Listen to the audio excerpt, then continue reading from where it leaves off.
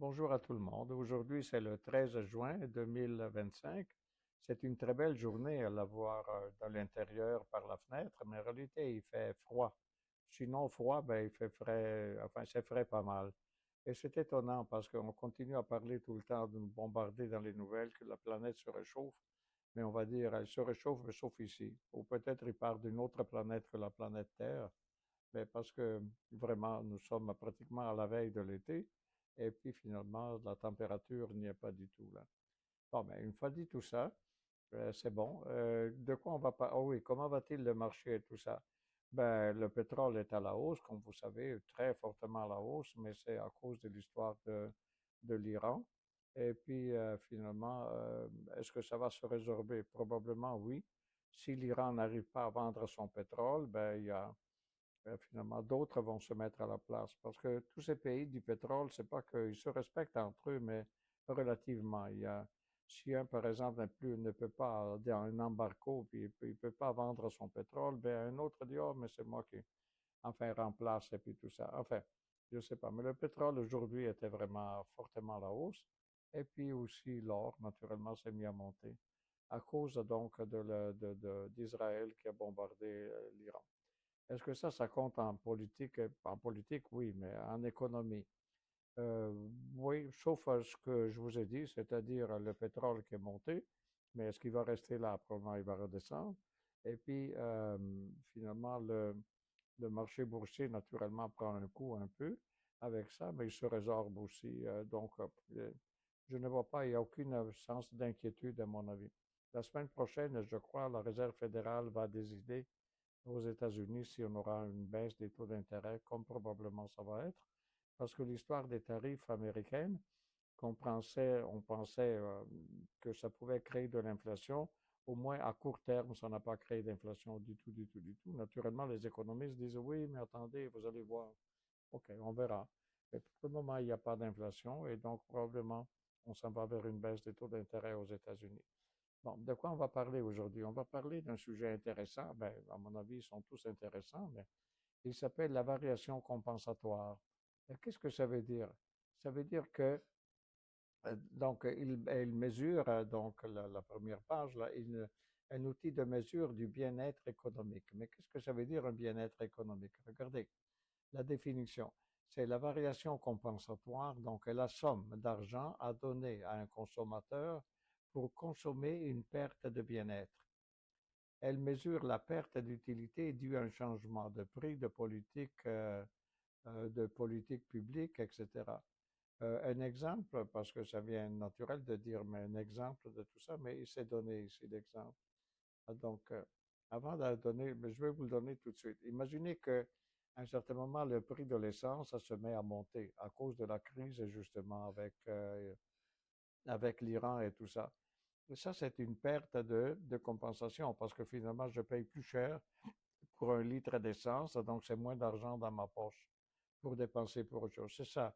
Est-ce que l'État compense ça avec quelque chose d'autre qui fait la compensation de la perte de mon pouvoir d'achat dû à la hausse du pétrole? C'est ça la variation compensatoire. Donc, je répète, c'est la somme d'argent à donner à un consommateur pour compenser une perte de bien-être. Elle mesure la perte d'utilité due à un changement, comme de prix ou de politique publique, etc.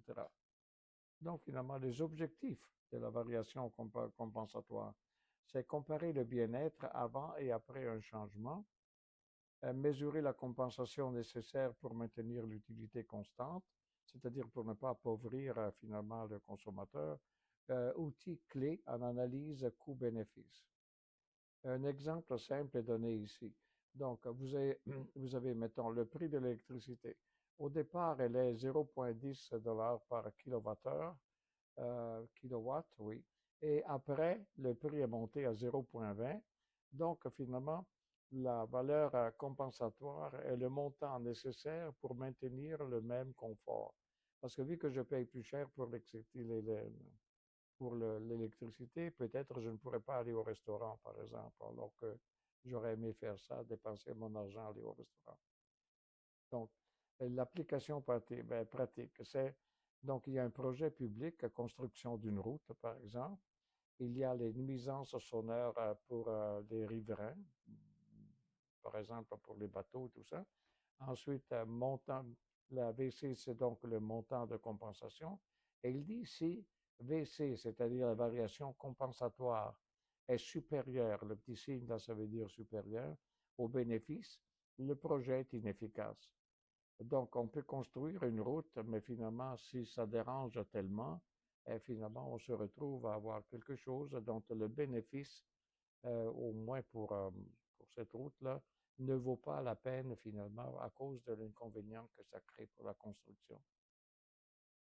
Les limites, donc les limites sont basées sur des préférences réelles ou supposées, donc sur mesure de l'utilité est difficile, parce que finalement, c'est vrai, je pourrais accepter de voir mon pouvoir d'achat baisser, mais je trouve qu'en échange, la société, je sais pas, gagne quelque chose. Et donc, c'est difficile aussi de dire quelle est l'utilité claire et nette, l'utilité qui fait que la variation compensatoire est vraiment demandée. Ça se peut, on ne demande pas cette variation compensatoire ou on ne la voit pas, parce qu'il y a d'autres raisons finalement. Donc, l'influence du revenu et des marchés. Et donc, la conclusion dans tout ça, c'est que c'est un outil puissant pour évaluer le bien-être. D'accord? Il juge de l'efficacité de l'équité des politiques et c'est un complément de l'excédent du consommateur. Tout ça pour dire finalement, encore une fois, très simplement, si on doit subir une augmentation, par exemple, de prix, par exemple, comme dans le cas de l'électricité ici, il est clair que j'ai moins d'argent à dépenser pour ce que j'aimerais faire. Et donc, c'est ça. Est-ce que ça vaut, je ne peux pas dire non à l'électricité, mais peut-être pour la construction d'une autoroute ou d'une route où je pourrais m'opposer à ça parce que je trouve que ça va nuire et puis tout ça. Enfin, c'est difficile un peu à juger, mais le principe, c'est la variation compensatoire. C'est justement ça, comme on a dit au départ, laissez-moi revenir au départ, c'est la variation, c'est la somme d'argent à donner à un consommateur, si l'État le veut, pour compenser une perte de bien-être. Elle mesure la perte d'utilité due à un changement.